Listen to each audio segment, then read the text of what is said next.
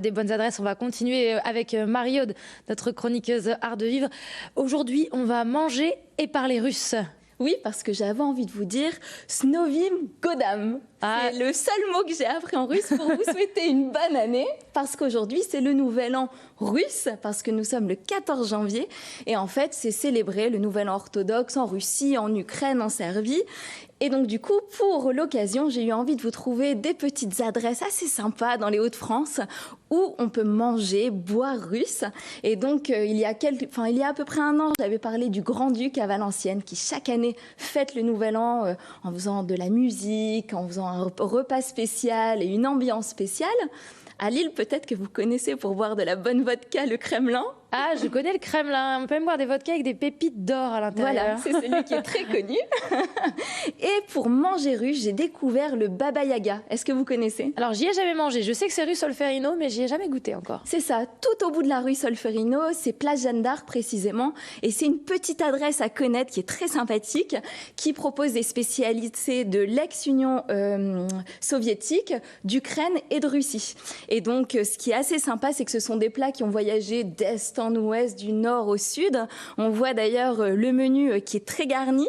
Et ce sont, Natacha me partageait que c'est pas un restaurant comme on l'imagine, russe, avec des personnes en costume, le violon, les petites chandelles. Non, elle voulait du simple, du familial, de l'authentique.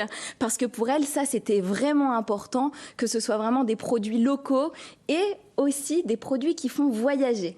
Parce que aussi bien les boissons vous font voyager. Par exemple, il y a de la bière russe, du vin géorgien, de la limonade à l'estragon. Alors ça, c'est pas mal, je ne connaissais pas du tout. Il y a même du kvass, ça c'est ce que j'ai goûté. C'est une boisson fermentée au pain noir. Alors on se dit, qu'est-ce que c'est? Ça ressemble un peu au Coca-Cola, mais c'est encore meilleur. Et puis, elles se sont amusées au niveau du nom des plats.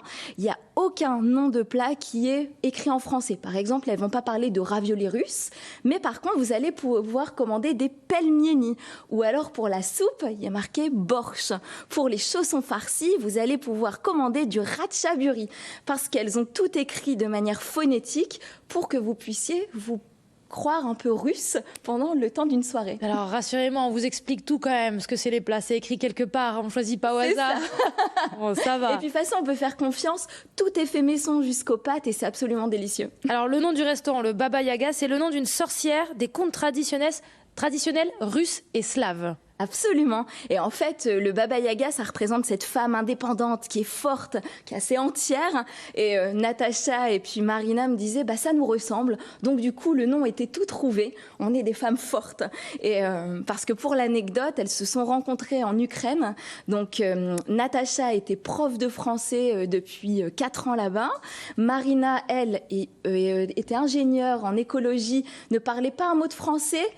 Et n'était jamais venue en France. Et puis, au cours d'une soirée, vous savez, ces soirées où on refait le monde, on parle pendant des heures, eh bien, elles ont commencé à évoquer le fait qu'à Lille, il n'y avait pas de restaurant russe à l'époque. Et en fait, au fur et à mesure de la soirée, peut-être un peu trop de vodka, elles se sont dit, pourquoi pas? Bah, cela dit, c'était une bonne idée. Voilà, pourquoi pas ouvrir un restaurant? Et en fait, ce qui est intéressant, c'est que Natacha me partageait, je ne sais pas quand est-ce que ça a basculé, mais il y a un moment, on s'est retrouvés en France, on faisait une formation pour justement ouvrir un restaurant.